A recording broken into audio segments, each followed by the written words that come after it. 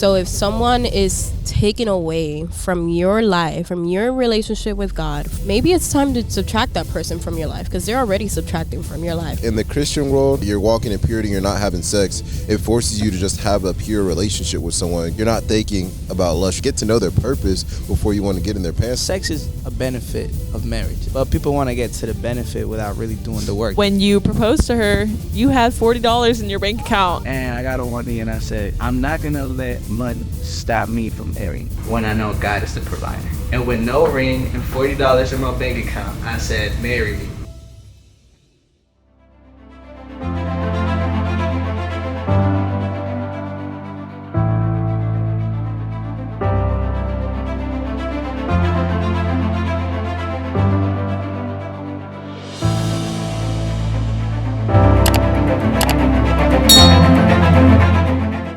Hey guys, welcome back to the podcast here with Father's Joy. I'm Abigail. And I'm Jacoby. And today we have two very special guests. Oh, I was about, what's up? We got Katie Rivers and Leilanie Rivers. Yeah. How you guys doing today? We're doing good. Well rested. Yeah. Well rested. So we're coming back with week 2. We have our relationship series, and today we're talking about dating.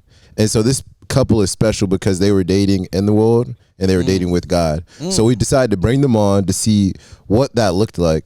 So we want to introduce you guys, go ahead and tell us who you are, short 2-minute miracle, 2-minute testimony. I guess the 2-minute version would be, man, at 19 years old, I found myself just very lost with very weak faith in God, agnostic, and just kind of finding my way through life, trying to make it in the secular industry. And that's when I started dating this girl right here to my left, who is now my wife. But in that moment, she was my girlfriend. And, she was trying to speak to me about God. And I was not trying to hear it. I was like, I'm doing this music for whatever I got to do it on. I don't want to hear you. I'm good. But that drove me to a deep depression, smoking weed every day, doing a lot of things in the industry just to make it. And eventually, God met me in my room. And I gave my life to him. I reconciled. And then me and her, that was the thing that had to be evaluated. Because then I was like, hey, so this thing happened with God. And, long story short, there was a little break in between there. But basically, God reconciled us, saved us together. After I got saved, she got saved. We came together, and then boom, 3 years later, we're here married, almost 1 year. Praise God. Yeah. Wait, what do you mean 3 years later? It's about to be 5 years. Oh, that's awkward. Oh, yeah, that was 2019. Yeah, because we got married in our 4-year anniversary of dating, Oh, and then wow. we're about to be 5 years in March 23rd. Babe. My mind's still in 2023, baby. That's crazy. That's super crazy. No, honestly, after the pandemic, I think we're all a little bit behind. behind. Yeah, Nah, for real. But my name is Leilanie. I grew up kind of I was a middle child, so I just grew up just being alone a lot of the time, because my sister would be with my mom. My 2 brothers would be together, so I would just find myself in the middle a lot of the time. When I was 18 and 19, around the time where I met him, I was going clubbing, I was drinking all of the time. I would like to say that I was an alcoholic, because I was even drinking, I was taking a flask to work with wine. Not hard liquor, but wine. But still, I was a drunkard. On the clock. I was a drunkard. Down bad. And so I was literally in the trenches. And so when I met him, I was still in the trenches. We were in the trenches together, knee deep, we were in the trenches. In the street, for sure. I was surprisingly I always believed in God, because around the time when I was 14 or 15, I was going to a church. It was a Pentecostal church. I experienced church hurt in there, and, step away from the faith, and, had some family problems and everything. And after that, I just went through a lot of stuff, anywhere from family trauma to sexual trauma. And so when I met him, I was the type of person that would just drink to forget. And so I was drinking away my depression for like 2.5 years partying, drinking, clubbing, anything I could do, like smoking weed. By the time I met him, God actually like allowed me to have like these panic attacks, like whenever I would smoke weed. So like I completely stopped smoking weed, but I was still drinking. That was the only thing that I was doing at the time that I met him. So around that time when we started dating and everything, like I would notice that he would start smoking a lot, and I would like ask him to like, hey, like you need to like calm down and everything. And I would like talk to him about God and everything. Surprisingly, like, you know, because I'm not even like walking in righteousness with God, but you know, I would still talk to him about God. I would, you know, tell him to like, hey, like you should pray and stuff, because he was going through a lot of things and I could tell. And so when he came to Christ and he gave his life to God, he wanted me to come with him, but I was still hesitant because I wanted to stay in the path of, you know, like you liked your sin. Yeah, I liked my sin. You liked like the drinking, the whatever. You liked the sin. Yeah, and I wasn't ready to give it up. Yeah. You know, like a lot of people would be like, oh, I'm not ready. And it's not that I wasn't ready. It's just that I didn't want to. Like I wanted to keep doing that because that's what was helping me cope with my mental issues and everything that I was going through. So I didn't want to give that up and give it to God. But he broke up with me. Oh. Heartbroken as I was like crying out to God, like I was having a mental breakdown, like, and I just asked God, and I was like, God, like, if this is what you want for me, if you want me to follow you, prove it to me, and let me be with this man again, because if this man is trying to bring me to you, it's for a reason. Hallelujah. So if you want me to be with him and you want me to follow you, Lord, like make a way, make it possible. And he did. You know, like he brought Kenny back into my life. In the month that we were not together, like I started reading the word. I started, you know, like watching like sermons online, and my life started changing. And then like I came back to him one day and I was like, hey, like, you know, like we should talk. And we did, and we ended up hugging even though he didn't want to hug. And then all the feelings came back. And that's it. Literally. Wow. It's a lot. The hug That's was like the one. the minimized version, but it's a lot Super more. minimal. It's yeah. okay. We'll get into it. That was just like the board, like the baseline. So Yeah, moving forward in this podcast, you have an idea. You still said a lot though. You still. think so? No, that was good. Yeah. Sure. That was a lot of. So how do you think your guys' relationship would be like compared to what it is right now versus if you guys were still in the world? I don't think there will be a relationship. No. Honestly, tough. I think we were heading downhill because my depression and my smoking issues started getting so bad. It started really affecting our relationship. You know what I'm saying? And man, like it affected the way we would communicate, how much time we spend together. Because then I'm trying to smoke more than I'm trying to spend time with her, and I'm trying to do whatever I'm doing with the music and all that other stuff more than I'm spending time with her. And she felt neglected, and she's like, well, you're my boyfriend, I want you to spend time with me. And I was like, well, I'm doing these other things. So it was just heading downhill, bro. Like it was heading to destruction. So I really don't see us lasting being in the world. Like, I mean, And- most relationships No, they- wouldn't. So they don't last, not bro. in the world. They don't last at Yeah. all. What you think, babe? And another thing that I would like to add to that is that our relationship was very sex-centric. We would have sex a lot, but not communicate. Wow. So whenever we would have sex, it would just like be like, okay, like whatever, like, you know, we're done. And cuddle, split ways. He would go back to smoking. I would go back to doing whatever I was doing. And there was no communication. Whenever he would like fall into like these episodes of depressions, you know, like I would know, but he would push me away. So there was no way of us having an actual relationship in that sense because, you know, like there was no connecting other than just physical. And it was lustful versus love. Yeah. It was Yeah. very lustful. Like Yeah. he says, like per his words, that he kind of just like fell in love again when we came to Christ. And it wasn't just like I always loved you, but it was like I learned to love you again because he saw me in a different light. Could you in the ribs? I think that's crazy because like in the Christian world, like you're walking in purity, you're not having sex. It forces you to just have a pure relationship with someone, get to know them, like you're not thinking about lust. You're just thinking about communicating with the person, getting to know them, asking them how their day was. Simple questions like that. Yeah. Building a simple relationship. And I think the world distorted it so much. Like, oh, let's just have sex. Let's just do this. And then we're off to our day, back to our regular schedule. But it's like, no, let's get to know a person. Like, God put them on the earth for a reason.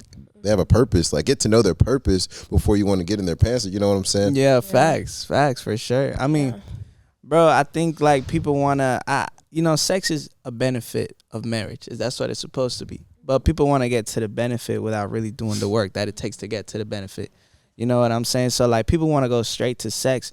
But sex, think about like what sex is. Like it makes you one. Like I'm in a state in my relationship, like I'm married to her almost a year now. And like that being one thing is real, bro. Like if she feeling down or she feeling well, I feel it. And it's like we got to sit down and talk and we got to address it. And it's like, but imagine walking in that level of connection and covenant, quote unquote, without the level of commitment and love and instruction that comes from the word. Because like to get that benefit, there are instructions like how to love your wife. Like I was just kind of skimming through the Bible, being slapped by the Bible earlier today, you know what I'm saying? Like and it's like don't be harsh to your wife and and love is patient, love is kind, Like there are guidelines for sex. Not just like on some don't have sex with her. That's a big part of it. Like keeping sex for one person and saving it for that, but also on how to love them. But, in the world, like I think sex is something more of a self-gratification thing than it's something of a mutual gratification.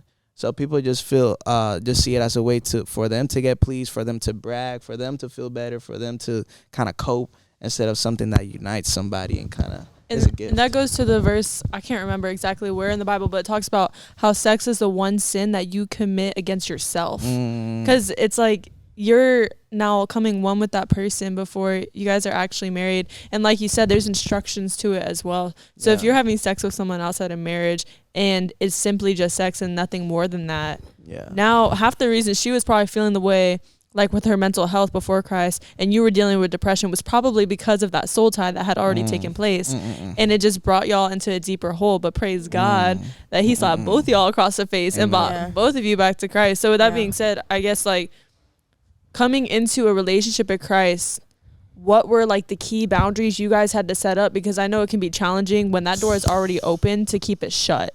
Yeah. Because it's like, okay, we were having sex like all the time and now, nope, we got to walk in purity. Like, how did y'all manage to lay those boundaries down and continue to walk pure before the Lord, even though it probably was extremely challenging? Extremely challenging, sometimes impossible. Yeah.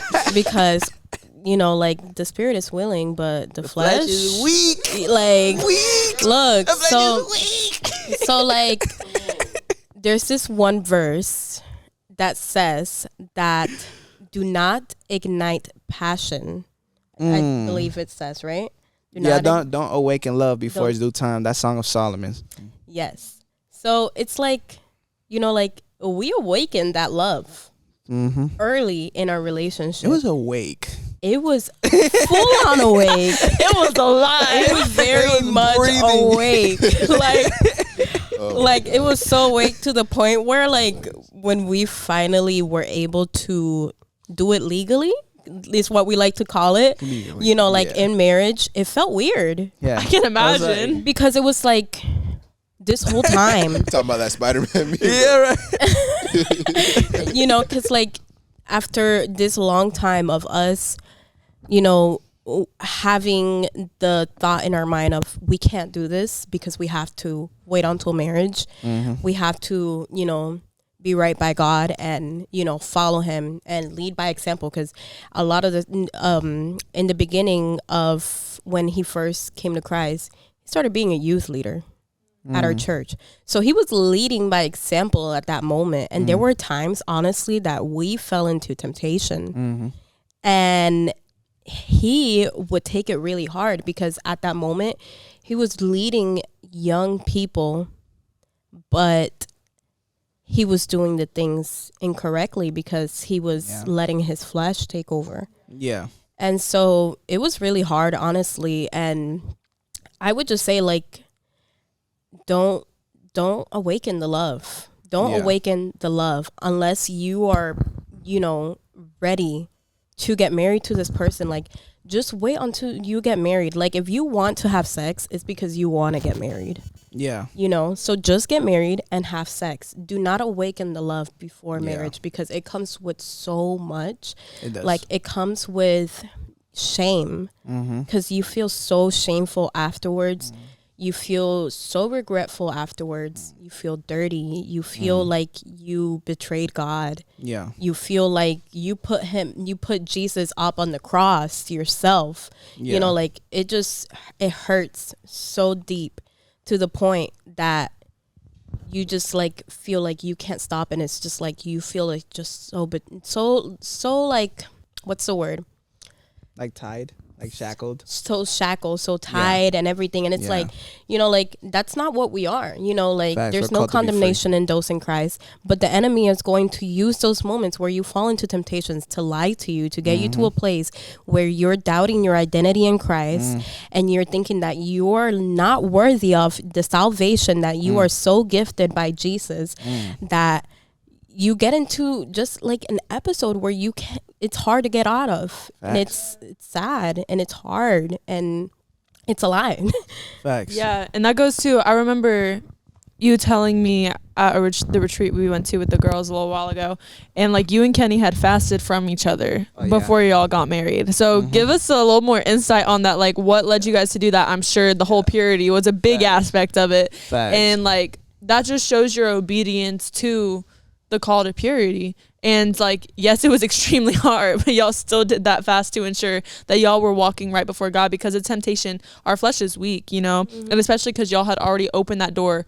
It's 10 times weaker, you know, like the enemy gonna come at you guys in that area 100%. So give us some more on that whole situation where y'all fasted. Pride question on the boundaries, like, we see it now way clear because we're married. Like, we look back at it like, tweaking, like, our boundaries were so blurry. Like, bro, like we was watching like certain shows. Like, there's a show called Bridgerton, and whenever there was a girl being courted by a guy, they always had to have a shaft on it.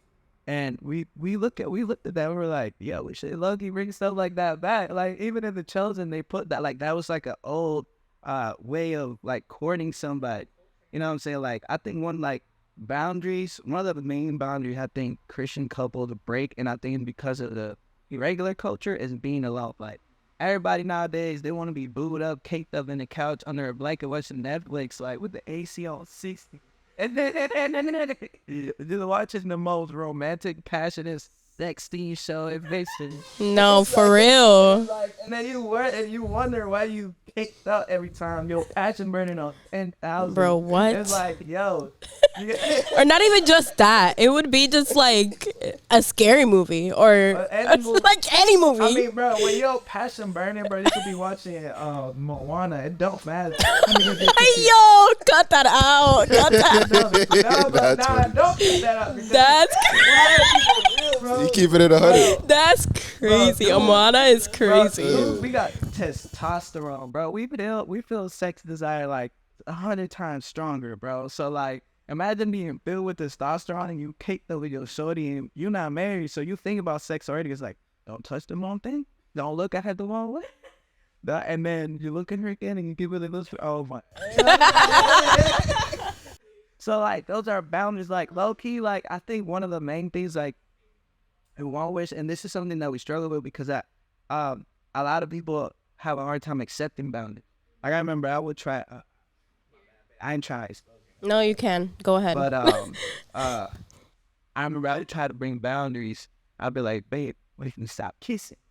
And she, like, absolutely not. Like, I'm sorry. Yeah, she'd be like, nah, like, what are we? Like, friends? you've kissed me for 3 years and now you're trying to stop all of the sudden. Are you crazy? Right, straight up. Like, yo, she would straight up be like, you'd be like, bro, like, what are we? Like, am I your homie or something? Like, no, I literally said we might as well just be just friends. Right, literally, she said that. And man, little boundaries like that I wish we would have taken, because now we could look back and be like, man, we should have taken those boundaries. But in the moment, it feels so hard. Like, because, for example, like, love languages, like, you feel connected when somebody hugs you or somebody caresses you or somebody gives you a kiss. And it's like, well, if I'm in a relationship, those are the things that I'm expecting to receive in order for me to be connected to this person. But in reality, that's when you have to submit your flesh to God. Yeah. And being like, hey, bro, nah, you will be good. Like, God don't give you what you need. You know what I'm saying? Like, and like you said, bro, like learning to build connection in other areas. Because then when you only learn how to build physical love, whether it's not just sexually, like just cuddling and caressing, like that's a very beautiful love. But when you only know how to build love that way, you'll be sitting down and don't know how to talk. You'll be talking to this person about the word and come to realize y'all think completely different about the Bible, about beliefs and whatever case may be, because like we're called to be under one accord, one mind. Like, if you should agree with somebody in the most topics possible, should be your spouse. Yeah. Y'all gotta agree 100% on everything, but y'all should at least try. Try. That's at least tried. And that requires conversation. Yeah. But if every time we chilling, we caked up watching what's one of them shows it was crazy. Elite. I don't know if y'all seen Elite. Oh, I had to stop watching Elite. Elite was insane. Or Too Hot to Handle or something crazy. Oh my gosh, Too Hot to Handle. I would literally like talk crap and be like, they're so weak, they're so stupid. And it would be me. I would be watching myself. That show is I would literally be watching myself like, Lana, I needed a Lana in my life. I know, actually does. Ding ding. It's kind of like that show, Love is Blind. Yeah. Remember Love is Blind? Love is Blind is good though. No, there's not as bad because there's a wall in between them. So it's like, but that shows that people need like the aspect where they can have those deep conversations, you know, because that forces people to have those conversations. You can't see each other. You can't touch each other. Yeah, it's obviously a balance. My bad, you was going to say something. Yeah, I was going to say. Yeah. A lot of people, like, she often jokes like, this man took his time. He took his time asking me out. He took months. And I remember Leilanie sent a video. She took a video on your phone and said, if you don't ask this girl out by this time, all these people asked me, where you going? Yeah. It was like Caleb's birthday last year. It was at the where y'all went? The Rosen? But it made me think, over that time, that was like a year and some time, like we were Snapchatting, went from Snapchat to texting, from texting to calling, from calling to FaceTiming. We built a relationship, and then I realized how much we actually have in common, and I realized what she likes to do, what I don't like to do, like painting and stuff, going to a coffee shop. I will not go to a coffee shop. But she likes to do it, so I know that's what she wants to do. I know she likes flowers. I know she likes all these different types of things. So I know her love language. You know, I know I need to talk to her sometimes. You know, I know how she is as a person, and you need that stuff. It's more than sex. It's more than just trying to get in, like I said earlier, get in somebody's pants. You need to build that relationship, and once you build that relationship and once you get into that covenant of marriage, then it makes the marriage and makes the love even more intimate, and then the sex will be even better along with everything else. Yeah, 100%. You know, I'm so sorry. This is not a Bible verse, but this is something that Big Sean said in one of his songs. He said, you take the sex away. I mean, you take the sex away, what else are we left in the bed to lay in? And it's like, if like you're not having no pillow talk, like you're not having these deep conversations with your partner, like you don't even know that your partner got sexually abused at the age of 14, because they are literally covering it by the fact that they're always trying to have sex with you and always being promiscuous out here, and are literally trying to recover from that trauma through using sex, which is literally outrageous. And that's what I was doing. And it's not to say that Kenny didn't know, but like, you know, like there's a lot of situations where, you know, people don't know, you know, what their partner have gone through in life because of the fact that their relationship is so focused on just sex and physical connection and no, like, you know, emotional connection. The biggest thing that I'm like seeing, just you talking, him talking, it's like we're two very different relationships, but you see how the work of Jesus is still in the midst of it. Yeah. And it's like, yes, you guys were once in the world, but now you guys are both in Christ and centered and going together, and like a stronger marriage than you could have ever imagined. Yeah. And like with us, thankfully, we both knew Christ when we got in our relationship. So we did have those morals and those understandings of biblical principles when it comes to dating. And it's not saying our relationship is perfect by any means, but it just shows that like God can redeem and restore any relationship that he wants to. And it's just a matter of your obedience. And by you guys simply saying, even actually, let me break up with her. because I need to focus on God. Like, that is something that your flesh does not want to do. That is something that you have to have the spirit and the strength of the spirit to do, because especially when you are bonded to that person, like you guys have been together for however long before that, having sex, seeing each other all the time, wearing each other's burdens, both in depression, both in mental illness, both all these different things, and now all of a sudden it's away. And it's like the fact that you took that step of obedience, and also shows that you also started to realize that the man is the leader. So by you breaking up with her, you were beginning to lead her. However, in the world, it might not be seen as a leadership move, but that was a leadership move, because now Leilanie is forced to cry out to God, is forced to go to him, because you're no longer able to be her God. Yeah. So yeah, and it was like literally, and like for so long, like, well, not for so long, because it was like 6 months into our relationship. But in those 6 months of our relationship, you know, I stopped clubbing, I stopped drinking a lot. You know, like I would still drink, but I stopped doing it like as often as I did, because I was with him. And during that time, you know, like I can say that I did probably make Kenny, you know, like my God at that moment.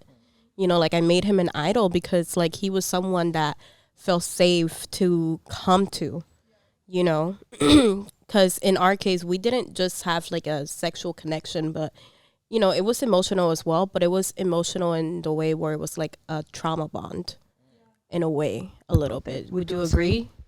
To a degree. I think it was just more like we were young. You know, we just had a lot of, you know, immaturity and lust, and, you know, we didn't really know how to properly navigate it. But I definitely do think that our trauma, like, we went through similar things, so that definitely connected. Yeah, and like I went to him like after I like had just like finished like a very toxic relationship, so like he just felt like a safe haven to me, you know. And so yeah, but in the moment where Kenny broke up with me, I was forced to, you know, like you said, cry out to God. And I was left with just like my trauma. I was left with my wounds open. I was left with everything. Like I didn't even remember that I was, you know, sexually abused at the age of 4 by a cousin. And I remembered in that moment because I was sober. I got myself sober. I'd stopped drinking, and I was crying out to God, and I was like, why am I like this? Why do I seek validation in men? Why do I feel like I can't be alone? And it was because I was, you know, like abused as a child. I was, you know, like the whole time, nobody in my family knew. I didn't tell anybody in my family. And, you know, like it took me going through a heartbreak and God getting me to a point where I had to be sober for me to remember that, so that I can heal from that. Because if I didn't remember that, I wasn't going to be able to heal from it. So he had to like open my eyes. You know, he had to open my eyes to see what it was that had damaged me in such a way that I felt like I couldn't be loved by him, that I felt like I couldn't be loved by God, that I felt that I couldn't be saved. Like, I had to see that, and he was able to show me that in that moment. That's what we were talking about on the last episode with Alexis. Like, that season of being single is intentional, because God will like put you through sanctification and like seeing things you need to work on yourself, and it might hurt, but he's like, you need to fix this, and then you're ready for a relationship. My next question for you guys would be, since you guys were walking, you guys were in a relationship and you guys were in the world, did you guys have criticism with friends or family from going from the world to walking with God in your relationship? So his family was, you know, like his mom and dad, they were Christian, thank God. Like his mom was the type of woman that would pray for her son's salvation. Like she would be on him, like they would be trying to get him away from everything. And, you know, he didn't want to be away from it. But to me, in my case, my family, we were all like church hurt when we left the church that we were at when I was like 14 or 15. So my mom didn't really have like her faith in God. At that moment, you know, like my mom and my dad were already split up, like, because they split up in 2017 when I was around 17 or 18 years old, which is also around the time where I started drinking and smoking and doing all this stuff. So it all connects. But so my mom was single at the time. My sister was single at the time as well, but she was going through a pregnancy at the time, I believe, is the time when she was like going through her pregnancy. My brother's, like in the world, because we don't have a father figure anymore, So around this time, my half sister from Puerto Rico she came to Florida. I think it was for my mom's birthday or something like that. And she stayed for like a month or so, or like maybe like 2 weeks. But around this time was when I was like really like just now starting to learn more about God. And it was just when me and Kenny had gotten back together. And so I was, reading my Bible every day, trying to find peace in God, because I wasn't finding it inside of the home, because it was really like crazy inside of the home. So I had to go into my secret place, which was, my mom's room, because me and my mom shared a room at the time. And so I had to just sit there and just sit with the Bible and read it and just do my own thing. And my sister would come, my half sister, which is also my sister. She would come in and she would basically like berate me, and she would be like, oh, why do you believe in those things? Like, that's not even real, like blah, blah, blah, blah, blah. And like, it was just really hard, especially like as a new Christian, because it was very discouraging to know that what you believe in, a lot of people are of course not going to believe in, and they're going to be against it, especially those in your own home. Like, it hurt a lot. And my mom, my mom believed in God, but of course she didn't put like half her faith in him. So she wouldn't understand what I would, be going through and everything. She wouldn't like stop my sister from doing it. And then like my other siblings were just lost. So like it was whatever. So yeah, that's like how it went with my family. But with my friends, it was a lot more different, because I had a lot of worldly friends. These were friends that I would go clubbing, drinking, partying with. So when they started seeing a difference in me, they started calling me boring. They started calling me lame. They were like, oh, you never hang out with us anymore. And I'm like, because every time that I try to hang out with you and do something that is pure, like go out to the coffee shop, or, go out to the park and paint, go to the lake, go to downtown Winter Garden, like go anywhere and do something outside of like clubbing, drinking, smoking, and partying, you always say no. But I always have to say yes to doing those things with you, and I'm not going to do that anymore. And I had to stop being friends with those people for a long time, because they were, not beneficial to my life at all. They would take away but not add. So if someone is taken away from your life, from your relationship with God, from your personal relationship, with your boyfriend or husband or whatever, maybe it's time to take that person, subtract that person from your life, because they're already subtracting from your life. And so they're taking, taking. criticizing our relationship. Yes, they were, they were very against it. Oh, he's very controlling. He's controlling you. He's like feeding these things into your head, like. Because I was trying to get her away from. And it's like, it was like, no, I want to do this. Like you're controlling me. Like you're trying to control me. But yeah, I had to stop being friends with those people. But nowadays, like we follow each other on Instagram. They see the change in my life. That's good. They sometimes ask, how are you? Like, what church do you go to? I want to go to that church. They still haven't gone to the church, but they're going to very soon. I think that's good that you're leading from the front, though, because eventually they're going to continue to just be attracted to you, because you're going to be that light, whether with your relationship, whether with your own walk. They got to see. I think it's cool because they get to see who you were with them in the world versus who you are with God now. Yeah. So that's like the biggest testimony for them. And I think another thing that you said, I think Joyful Noise and your concerts and Caleb's concerts, that stuff is so important, because it shows that Christians can have fun. Because a lot of people think that Christian life is boring. What you I'd be just go to a lit. coffee shop. I'd be more lit than I was at the club. They really ain't even like that. And I like it because like the artists like you, Hovey, Caleb, you guys are all yourself and you're Christian and you have a relationship with God. It shows that we're all human. We can all have that relationship and you can all still have fun. You don't need that alcohol. You don't need the drugs. Like you can be you.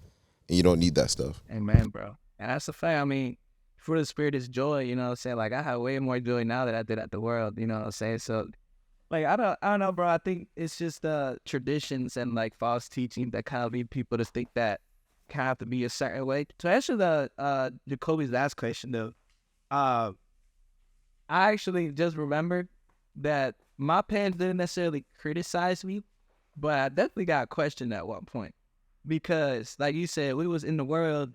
And now we was coming to Christ. So it's like, is this a scam? Like, what are y'all doing? like, and then it's even more, yeah. About me, but he was like, he sat me down one time and he was like, what about your girl? Yeah. She was like, so like, He did it with the hands too. Yeah, the leg. like we was in the car, you know, he tried to give me the wise dad talk, like. So it was like a thing, and you know, there was a little bit of questioning, but I stood my ground for my surety. I was like, nah, for my surety. No, you're not in this club. No. You know, Pops, she the one, like she really taking time. Because I had to explain to him, like, you know what I'm saying? Like that she was really walking the walk. Yeah. That, you know, and like, it gave me a lot to consider though, because like what she just said about her family, you know, like it's something to reconsider when you like choosing somebody. Like family's a big thing. It's like, I eventually had to, like, nobody's family's perfect.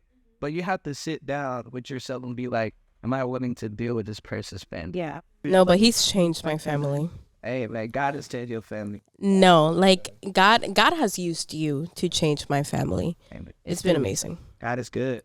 But that's because eventually I had to sit down with myself and be like, I'm willing to deal with it. Because, like, we started seeing change. We came, and then her sister came, and her mom started going in church. Then I did the prayer of salvation with her younger brother. And then her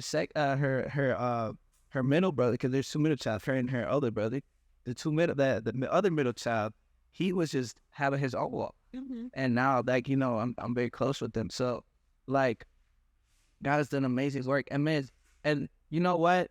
I love what you were saying earlier about when somebody like tries to cope with their trauma through like sex and other things, right?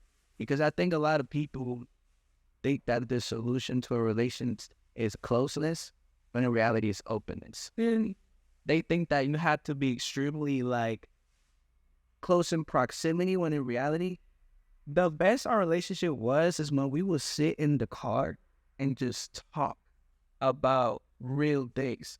When I found out that she went through what she went through and I was able to pray with her and help her through her healing, our relationship got 100 times better.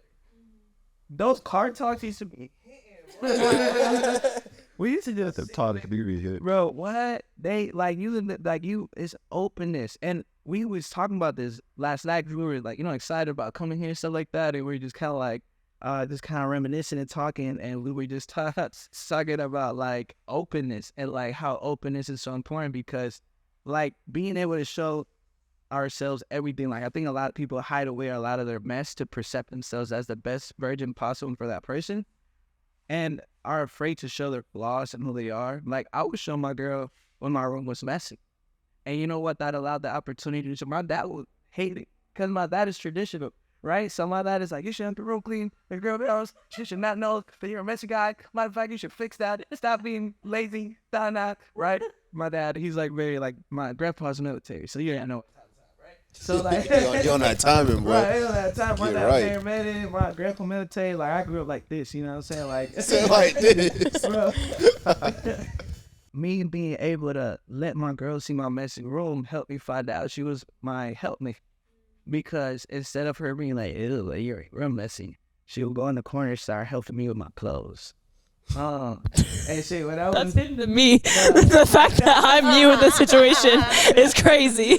Because this man would like randomly wash my clothes out of nowhere. I'm like, that's not his bro. That's helpmate. Because a lot of people think, oh, the woman has to be the helpmate. But in reality, when we look at the Hebrew, it's helpmate. It's like when you are classmates or let's say the word classmates, you're both classmates to each other. So you both are helpmates to each other. You both can help each other. You know what I'm saying? So regardless of who's the medical, like your brother more organized, that's cool. You know, he gonna get you right. You know what I'm saying? He gonna lead by example. Yeah. But that openness helped me see her as like, bro, it was like shining light. And like I was like, wow, she's the one.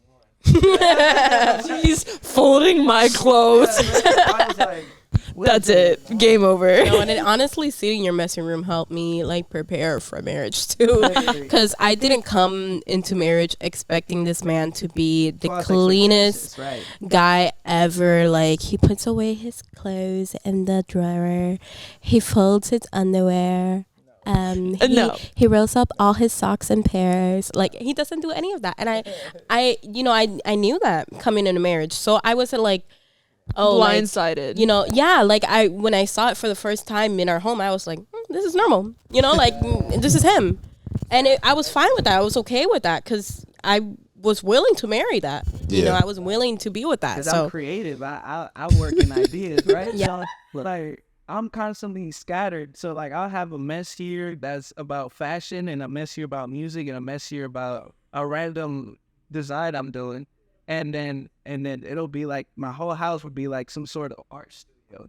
And it's cluttered. That's the sacrifice, though. That's the sacrifice on you, dying to so be like, okay, I see he's not perfect. Where can I come in and help? And I think God made like a woman to be a helper. Like, we're both supposed to help each other. So I looked at Genesis 2, verse 18. It says, "The Lord God said, it is not good for man to be alone. I will make a helper suitable for him." And I think you being vulnerable, showing where you fall short in, gave her opportunity to say, okay, I can fill that role. And then vice versa, where she falls short, you can fill that role. And I think it's important that we have a helper and realize, we're not bigger than the other. Yeah, we're supposed to lead, but we're still, equal. We're not supposed to one up each other in a sense. Facts. And she's terrible with still am. Just spent $120 at Walmart yesterday. Hey, we're getting better. It's progression, right? a lot better though, because like I've led by and like you said, bro, like you said, help fulfill that role, and that's what we really done. Like, I've seen the areas where she's a little weaker, and I've helped her, and vice versa. Like, she just helped me, or guys, we're still work in progress. You know what I'm saying? So that's good. Talking about marriage. Now that we went over all their testimony, before, after, in the world, out the world, all that do. So one thing that we wanted to bring up was, at one point in time, you mentioned to Jacoby that when you proposed to her, you had $40 in your bank account. So how did that even happen? Because it's like, I mean, when you're about to propose to someone, you're thinking expenses when it comes to a wedding. You're thinking housing. You're thinking... He just bought the big ring. Right. Like, he ready. Right. All this stuff. So... You said he bought the big ring. So, where was, like... Give us more insight on that. Like, what was God telling you in that moment? Like, have faith, I'm going to provide, and he did? Or, like, what happened? $40? $40 is crazy. Faith, that takes a big You need to calm down, because you can actually do a lot of things with $40. So, oh yeah, you can totally get a venue with $40. Right. It'll just be the sales tax. $2 for the catering, another $10 for the cameraman, $2 for the pastor to marry y'all. No, that's a Mr. Crab budget right there. Right. That's where Stanley got Eugene from Mr. Krabs. With the money, Eugene Krabs. To give context, that year I made a goal list because I like to have vision every year, and I wrote get engaged twice. With a question mark. Yeah, get engaged. I wrote it, and then get engaged the second time. It was the last thing I wrote, and then it was get engaged question. Like, the finances don't look like it. Yeah, literally. But I was like, okay. And that's when I really started trying to pursue my calling, take time. But, I wasn't really I was barely getting by. You know what I'm saying? But when they started taking off, and I saw a little bit of increase, I was like, checks started coming in. So like I really was, that's one of the moments where we were really like, man, passion is getting too crazy. We need to figure out what we're going to do. And at that point, it was like 3 years. Yeah. And it was about to be 4 years. Yeah, it was about to be 4 years. Yeah, So it was 4 years after? It was about to be 4 years. Of dating. But we got married on the 4-year mark. Yeah. And how long were you guys walking with God at this point? 2 years. Okay. So like we were together 6 months, like pre-Christ. Then everything after that was after. Okay, Oh, really? gotcha. Right, yeah. Okay. So it wasn't that long where we were, like, God did an amazing thing. So He said, real cool. We're going to turn this around real He quick. said, He turned me around. Not for that's literally what he did. Literally, bro. So, anyways, it's crazy, bro, because I was talking to one of my homies. He was helping me get disciples, stuff like that. And I was at a coffee shop with him. Shout out Abigail. But I was love them coffee shops. I was at a coffee shop with him, and I'm saying, bro, I don't know what I'm gonna do, bro. Like, I was like, man, like I'm starting to feel this passion too strong. It's getting too crazy out here, bro. Like, I don't know what to do. Like, should I just get married? I was like, should I break our word? Like, what do I do? I stayed up. That was my conversation with him. I was like, bro, I love her so much, but I don't know her. And then he was like, bro, what's stopping and getting married? And I was like, well, I mean, we're broke. And then it was like, bro, don't even worry about that, bro. Like, God is Jireh. Mm-hmm. Yeah. Yeah. I was like, you know what, bro? In the name of us. And we was at the Kruger family. Wait, we're skipping the woman who prophesied that was to after. us. That was after. Was it? We were engaged. Are you? Are you sure? You don't Okay. skip steps. Okay, I could have. I got Hey, you know how they be. They be eager. All right. So he said. I thought it was before. I don't know my timelines. No. That was a little bit after. Okay. Like, you got it. Check this out. So. So right after that conversation, like 2 weeks later, we went on a family cruise. We were in Bahamas. Starry night. You know what I'm saying? We're in that society, no Wi-Fi. Just me, her, and God. And I was looking at her. I was like, She looking too good. she was. She definitely was looking too good. But I was also like, man, like, this is really the one, bro. Like, I wasn't sure. And then, bro, I had no ring, no attention proposed. But in that moment, I was like, I started remembering the conversation I had with my friend. And that had been working in my heart for so long that I was like, I got on one knee. We were at this balcony. It was like 1 a.m. It was like, and I got on one knee and I said, I'm not going to let money stop me from marrying when I know God is the provider. And with no ring and $40 in my bank account, I said, marry me. That's a bold move right there. Just a disclaimer: my sister and my niece were inside of the suite because we all got a suite together. Because I was like, I'm going on a cruise with him, but I'm bringing my sister as a block because I'm not trying to, come out of here with a third person. So I'm going to bring my niece and my sister, and they're going to be there to help me. Buffer. And it was so funny because, like, when we were getting into the cruise, it was on my birthday. Because my birthday's on the 18th, my sister's on the 17th. So it was for our birthday, and so we're getting on. And my sister brings out an old birth certificate. Because in Puerto Rico, they have a yellow and a blue one.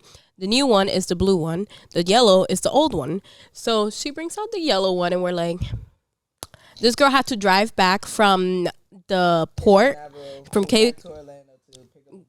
Yeah, it was a whole thing. So this whole time I was having a breakdown because I was like, my birthday's ruined. My sister's not here with me. My niece is not here with me. We're going to fall into temptation. This is going to be horrible.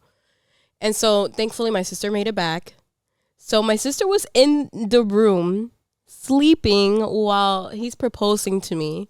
And we didn't tell her until afterwards. We came back home and sat everyone down and told them.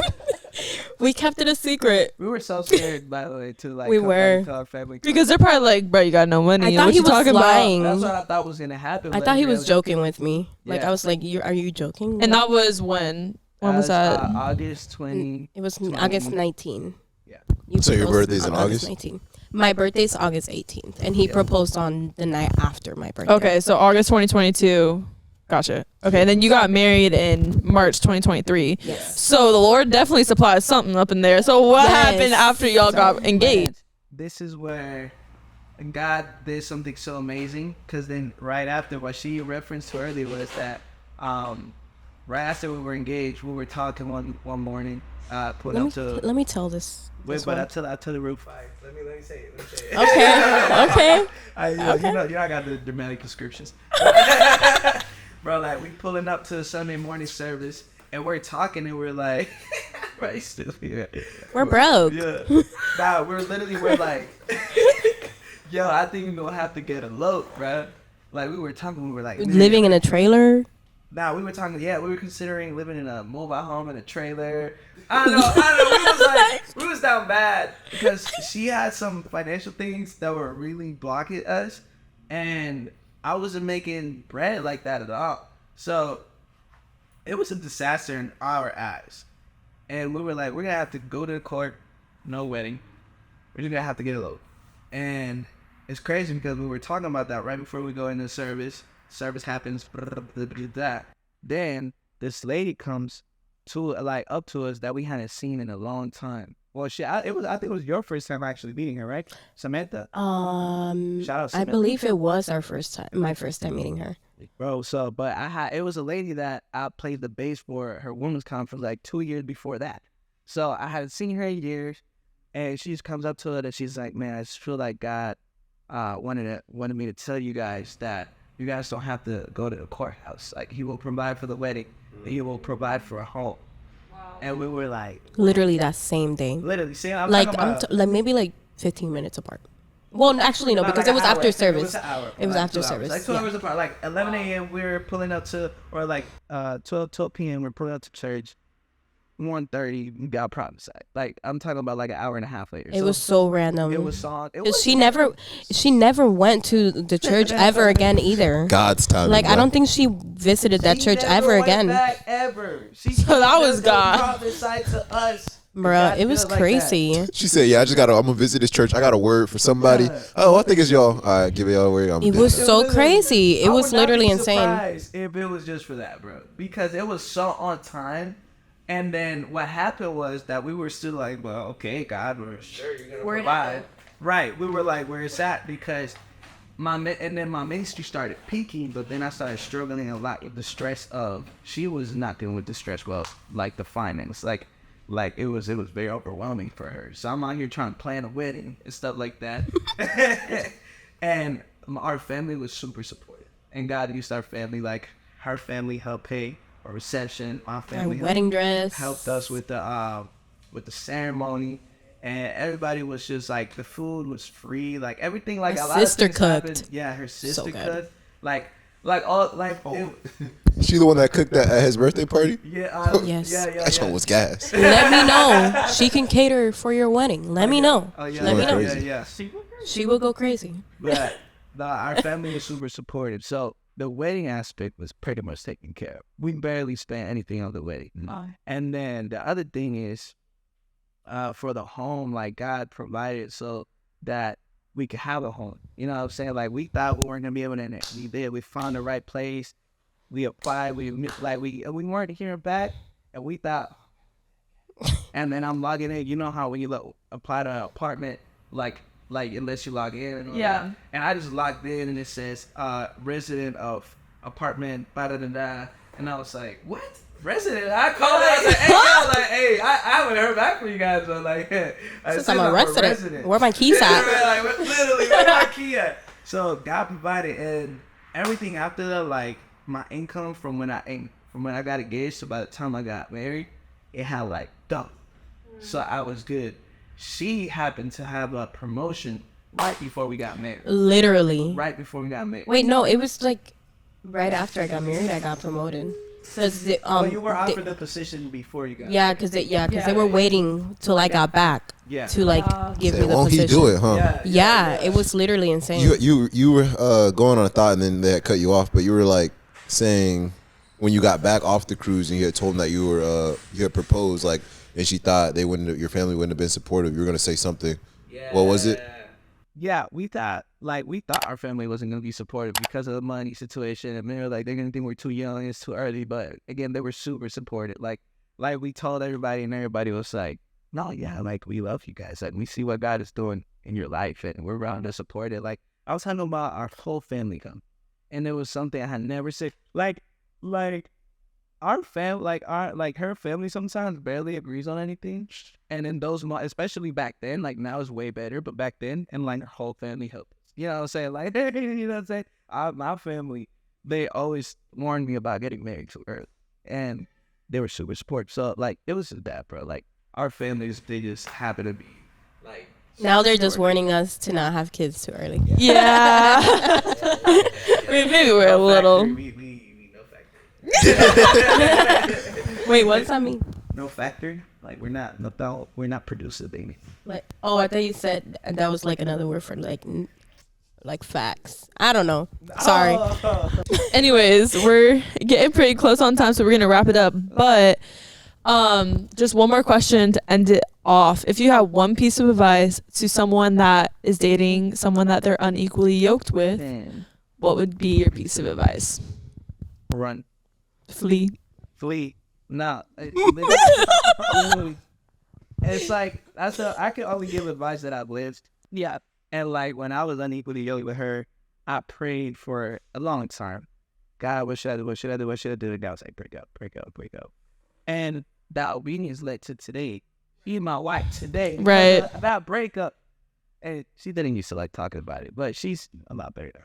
But She's like, yeah, it's a testimony. Yeah. But it's really just like, I say jokingly run, but in reality, listen to the Lord, because we are not called to be unequally yoked. Because once you get married and you're unequally yoked, you're there.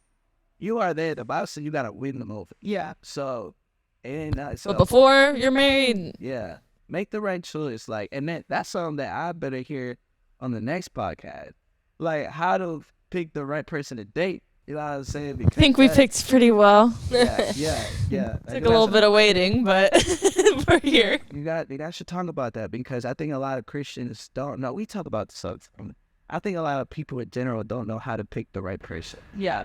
And I think that should be like a conversation that really should be talked about, because people get so stuck in their standards, whether they're physical or whether they're willing to settle.